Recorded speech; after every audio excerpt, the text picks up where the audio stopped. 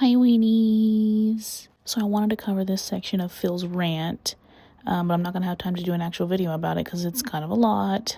And I'm already working on yesterday's rant, which is also a lot.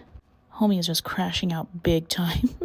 And as of right now, Ash is talking about exposing him with receipts. So I think we should get this out right now because this section particularly has a lot of manipulation tactics in it. And through text, I'm going to be tagging those manipulation tactics in it. So let's get started.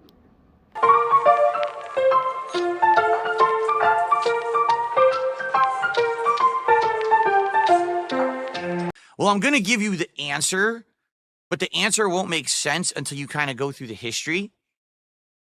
All right? But I'll just say this up front because I want to make this clear.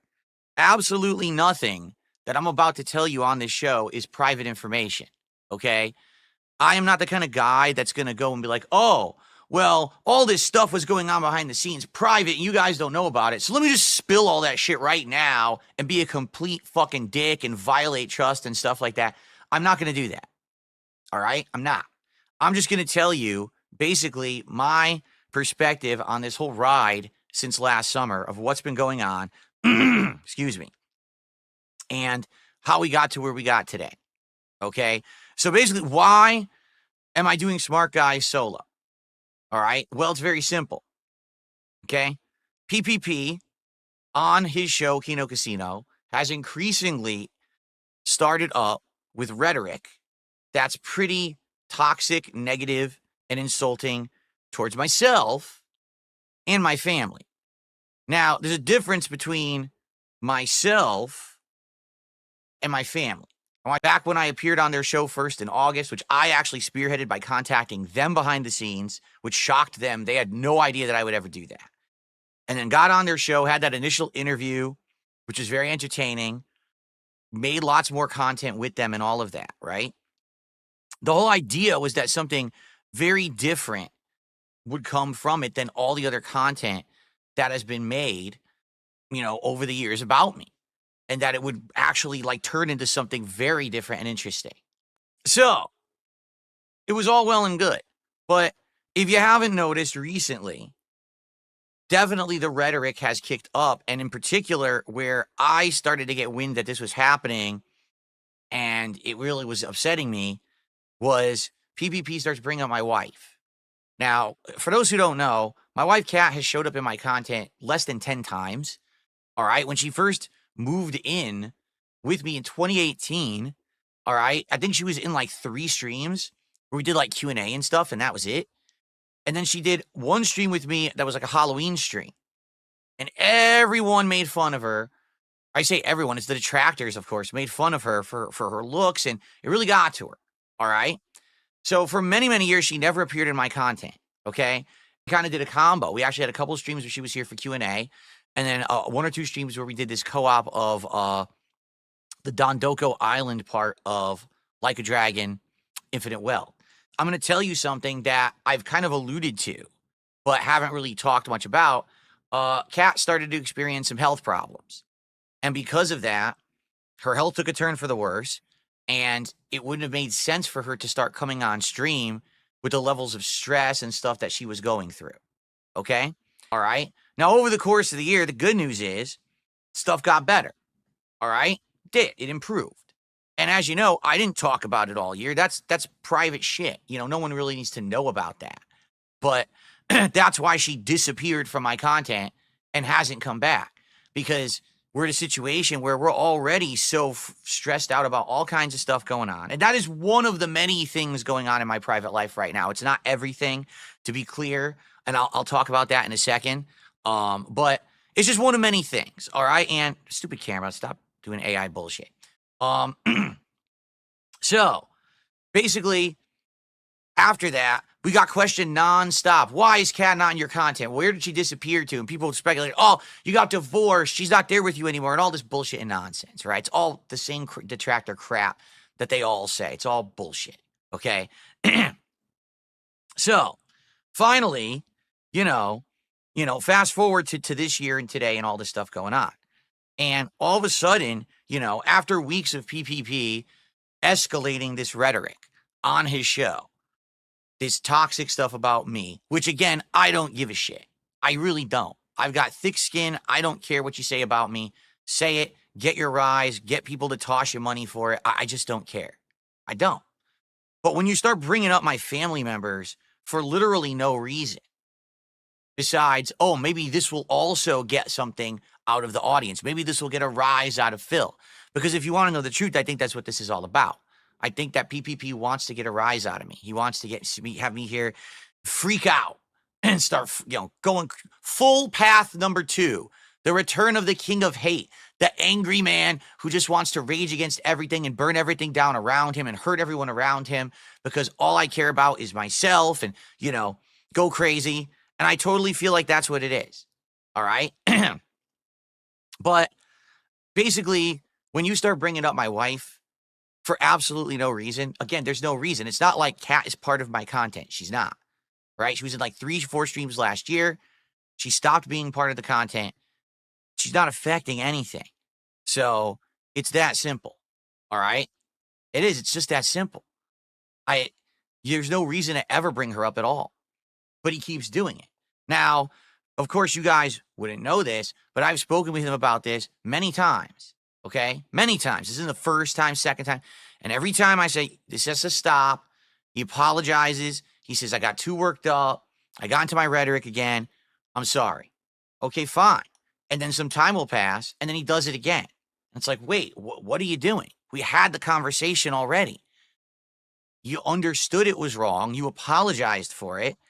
So if you did that, why are you doing it again? Okay? So this week, it's this simple. He won't stop. He's been doing it nonstop, like 2 shows in a row. And he basically feels like he just has free reign to say or do whatever he wants because, I guess free speech or whatever it is. I really don't give a shit. Okay? But I'm not going to let a man just publicly bring my family into his content because he feels like whatever, whether it's he thinks it's funny, he thinks it's free speech, he thinks this will get a rise out of me, So here's the thing. I can't stop him from doing it. I can't stop him from making that level of content. But what I can do is refuse to make content with him because I'm not going to stand for that kind of behavior. All right. If he was married and he had a wife, regardless of how she looked, how she acted, whatever, I would not insult his wife. Period. There's just no reason for it. Even if I have a million problems with him, I wouldn't insult his wife. In fact, even when we went as hard as we did on Review Tech USA, I said I really don't want to talk about his family and his wife and that stuff going on. I'd rather just, you go at the individual. You go at their misdeeds and the things that they're doing wrong publicly. You don't try to go behind the scenes at the low blow jugular shit. I'm not that kind of guy. All right. So it was the same thing there. So it's that simple. And that's why I can't do it anymore. I'm not going to be doing a show with this guy who is going to be constantly bringing up my wife in a toxic, negative manner and insulting her in his content. All right. So tonight on my late stream, excuse me, at 6:45 p.m. Pacific time, Pacific Daylight Time, over on the DSP Reacts channel and on my Kick channel, I will be solo streaming Smart Guys covering SmackDown and Raw from this week. Now, what I'd like to do, because not only there's a million questions here about all of this. All right, there is. Let's just briefly talk about what's happened and the change in attitude towards me and all of that since August of last year. Because all I can really do is speculate, but at the same time, I do want to clarify a whole lot of stuff to everyone. All right? First of all, right now, PPP is sitting on his Twitter very hurriedly and scaredly tweeting. I don't know why. It's like the guy's terrified about what I'm going to say or something. I don't know. I don't get it. It's like he still doesn't get it of who I am today versus who I used to be. I don't know. But he's just going crazy on there, saying a million things. Oh, this and that about all toxic stuff. I don't care. I don't care. I'm not sitting there reading your Twitter. People are talking about it in my chat. I'm never going to read it. I don't care. All right. I don't know what his problem is, but yes, I did watch Raw Arcane. I'm ready for tonight's show. So here's what happened. Here's the history, and here's why I feel it's gone this way. Okay. I'm going to tell you as matter-of-factly as I can from the knowledge that I have, but I'm not going to reveal any private stuff or anything like that. I'm not. I'm going to be fair here. I'm not going to be some kind of a snake in a dick. But here's what I think has happened, okay? Originally, back in August, and then into that early September, all right, I think that when I reached out to Kino Casino and then they responded and we did that initial content, which if you remember, it was me appearing on their show for the first interview and hangout session, watching and kind of looking at the toxic lolcow content together. And then it was us doing the interview with Josh Moon, the owner of Kiwi Farms. And then it was the co-op gameplay of Chained Together, right? I feel like we struck a hot iron or whatever the hell you want to say, whatever you call it. I don't know the saying, but like that was something that had never been done before. Everyone else had always treated me like dirt and never even giving me a chance to speak. And they did the opposite. And because of that, it actually exploded. Everyone was talking about it. Everyone was excited about it. Like, holy shit. DSP is actually interesting and entertaining when you give him the opportunity to do these kind of interactions instead of just completely just fucking, deriding him, which is all people had done for like a decade, right? Then they went on vacation for a month. And I'm not going to fault them for that or anything like that at all, okay? They went on vacation for a month, which had already been pre-planned and all of that.